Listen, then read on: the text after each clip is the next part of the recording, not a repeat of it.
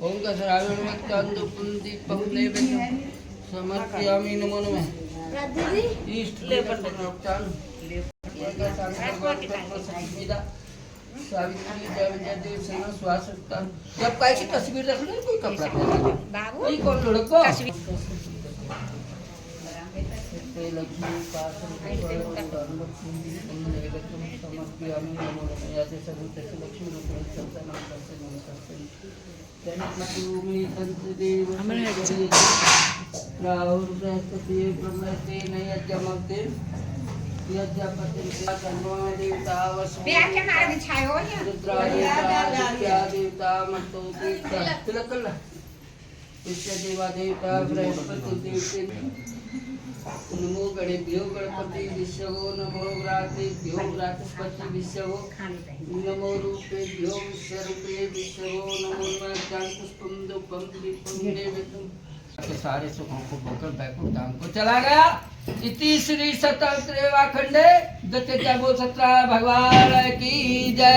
सूजी बोले कृष्ण कथा कहता सुनो पहले समय में उल्लू का मुख नाम का बुद्धिमान राजा था। सत्य लगता था सदा सत्य बोलता जितने जिसकी इंद्रिय कंट्रोल में हो।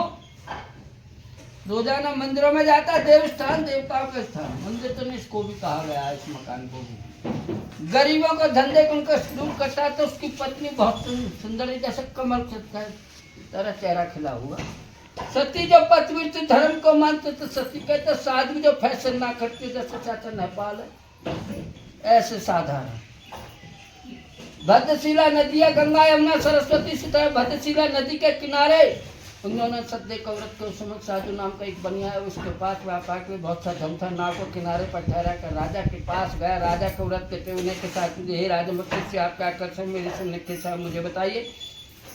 राजा बोला हे साधु अपने बंधुओं के साथ पुत्र आदि की प्राप्ति के लिए महाशक्तिवान सत्रह भगवान जी का व्रत पूजन किया जा रहा है। राजा के वचन सुनकर साधु आदर से बोला हे राजू मुझसे संविधान के मैं भी आपका कथनानुसार इस व्रत को करूंगा। मेरे कोई संतान नहीं इससे जरूर संतान होगी। तो इससे जरूर संतान होगी। राजा से संविधान से व्यापार आन के साथ घर गया। साधु वैसे अपनी स्थिति से संतान जन उसका समाचार सुना कहा कि जब मेरे संतान हो तब मैं उसको करूंगा। साधु ने ऐसे वचन अपनी स्त्री लीलावती के स्त्री लीलावती पति के साथ आनंदित होकर सांसार धर्म पर प्रेरित होकर सत्यनारायण भगवान की कृपा से गर्भवती हो गई तथा दशमी सुंदर कन्या का जन्म हुआ। दिनों दिन इस तरह होने लगी जैसे सुख पत्नी करना बढ़ता है। कन्या का नामकरण संस्कार किया गया तो उसका नाम कलावती रख दिया गया। तब लीलावती ने मीठी पति से कहा आपने जो पहले संकल्प कहा भगवान जी के सिद्ध साधु बोले हे प्रीत के बाद इस व्रत को करूंगा। ऐसा विश्वास देकर के अपनी पत्नी को वह नगर में व्यापार करने के लिए चला गया। धीरे धीरे कलावती पिताजी के घर में जवान हो गई।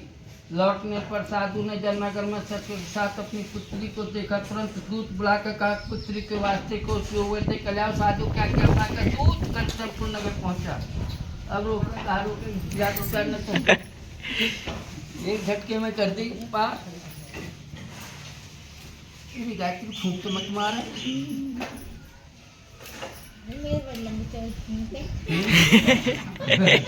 तो पुत्र के वास के साथ कर दिया किंतु दुर्भाग्य से वाह के समय व्रत करना भूल गया जिसके कारण भगवान जी को गुस्सा आ गया। उन्होंने वैसे को श्राप दिया तुम्हें दारू दुख प्राप्त होगा। अपने काम में कुशल साधु बने। जमाई से नावों को लेकर व्यापार के लिए समुद्र के किनारे के रतनपुर नगर है। इस नगर के 3 नाम है रतनपुर नगर एक तो, दूसरा हुआ मद्रास, तीसरा हुआ चेन्नई। वहां पहुंचे दोनों सचो रातन को पहुंचे व्यापार करने लगे। एक रोज भगवान सत्यनारायण को उत्साहित कोई चोर राजा के धन को चुरा कर सीख भागा जा रहा था किंतु पीछे से राजा के दूतों का हाथ देखकर चोर ने घबरा कर भागते भागते धन को वहीं चुपचाप रख दिया। कहाँ जहाँ वो दोनों सरस्वती माई कर रहे थे। जिसके पास चोरी का धन मिलता वही चोर होता। जदूतों ने साधु वैश्य के पास राजा को धन कर रखा देखा दोनों को बांध कर गए। प्रसन्नता से दौड़े राजा के पास आगे तो चोर पकड़ देख कर आ गया था। राजा क्या गया से उनको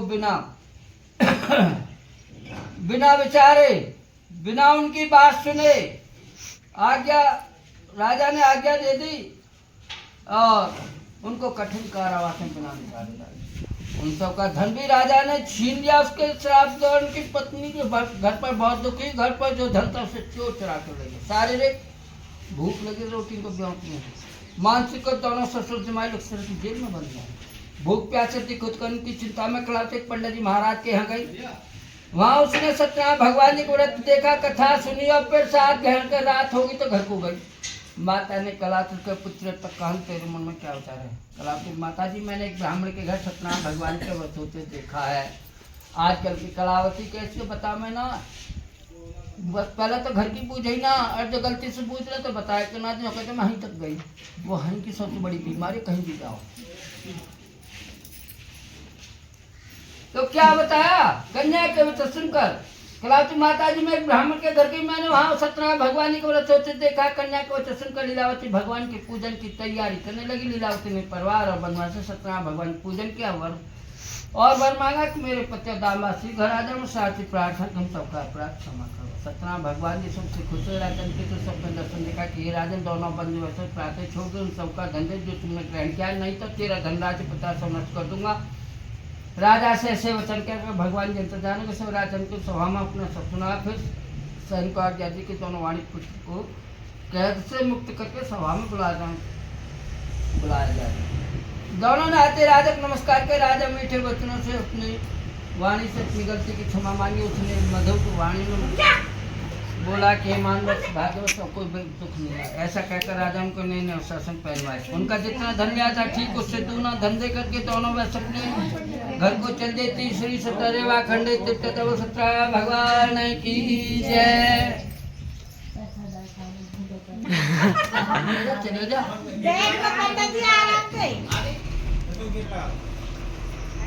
उनके थोड़ी दूर 5 मिनट में सत्यनारायण से पूछा है साधु के नाम में क्या बना हुआ है। और मानी बने हाथों बोला है आपको क्या धरने की इच्छा है मेरी नाम में बेल तथा पत्या दो। आदमी गुरु ना दे गुरु किसी बात से है तो लाला जी में नहीं पता बहुत प्याजी भगवान जी है। तो मानी बनी हंसता बोला कि हे डंडे आपको पूछे क्या धरने की इच्छा मेरे नाम में बेल तथा पत्या दो। ऐसे कई खड़े हुए तो सुनकर भगवान ने कहा तुम्हारा सच्चा साइकिल तेलुगु भाषा से कुछ दूर जाकर समुद्र किनारे बैठ गए।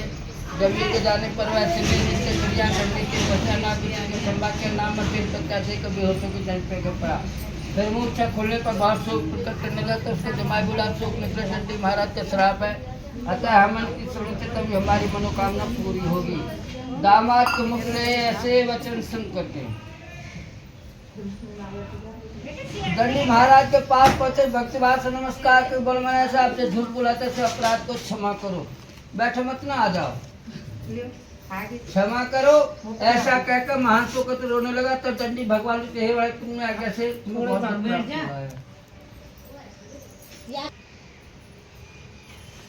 और उनकी क्षण सावर्ती कम ध्यान हो गए। तब ना पर देखा ना ढंग से परिपूर्ण भगवान सत्यनारायण का पूजन कर साथ से अपने को चला। जब अपने नगर के निकट में दूत को घर भेजा। दूत ने साधु के गजा स्त्री को नमस्कार कहा कि साधु इस नगर के समीप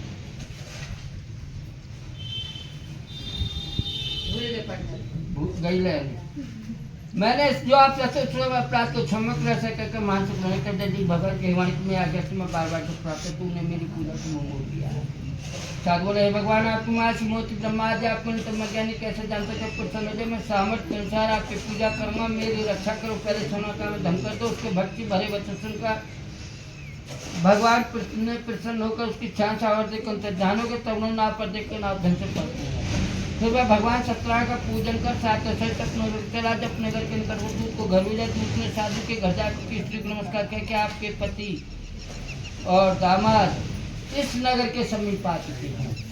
ऐसे वचन सुनकर साधु पुत्र बड़ा हर्ष के साथ सत्य का पूजन कर पुत्री से कहा कि मैं पति के दर्शन को जाता हूँ, तू कार्य पूर्ण के शीघ्राना। माता के मुख से ऐसे वचन का कलावती प्रसाद से छोड़कर पति के पास ही प्रसाद के बैठ गया। कि कारण सत्यदेव ने नाराज होकर पति को नौसठ पानी में डुबो दिया। कलावती पति को न देख कर रोती जल पे गिर पड़ी। इससे नौका को डूबा देख कर कन्या करो ता देख साधु की तुलही प्रभु मुझसे मेरे परिवार से जो भूल सुबह अपराध को क्षमा कर उसके दीन चलो ओम समदायिनी रुद्रमस्वनि हव्याजुहोतने सुसंदाघृतम तीव्रम स्वाहा। चलो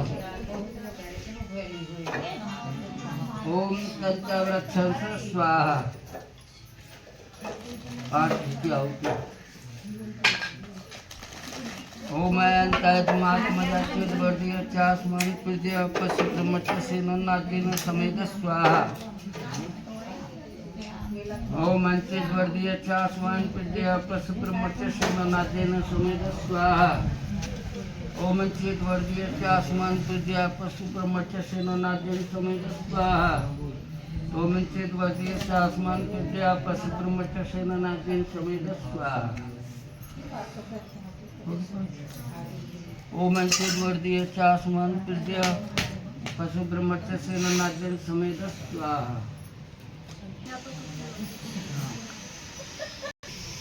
आगे बताया ओम बुद्धिभ्य पाणिभ्य स्वाहा। ओम विश्वानि देव सौतर्दूतानि परास्वे यद्भद्रं तन्नास्व स्वाहा।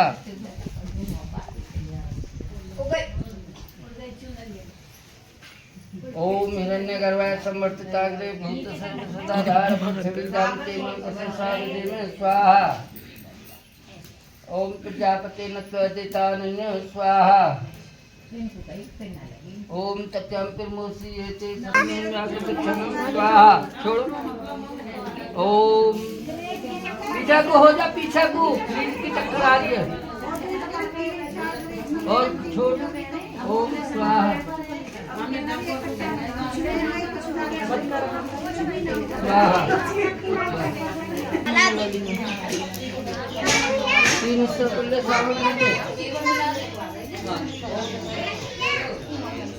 बाबा से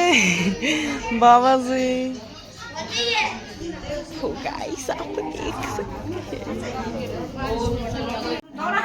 दोनों अपनी तरफ मुंह कर ऐसा है। चलो छोड़ो। वसो पवित्र मसी चलती रहे। वसो पवित्र मसी। वाह भाई वाह, क्या बात है, वाह जी वाह, वाह जी वाह।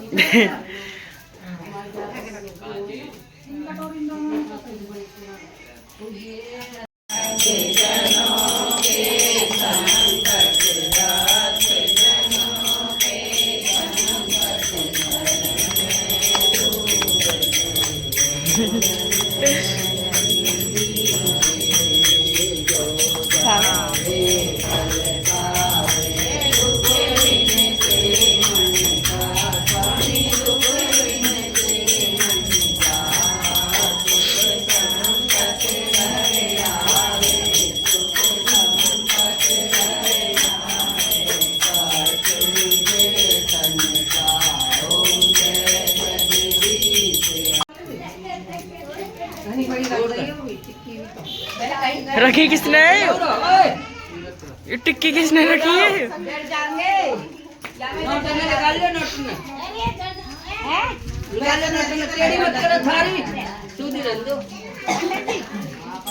कभी कोई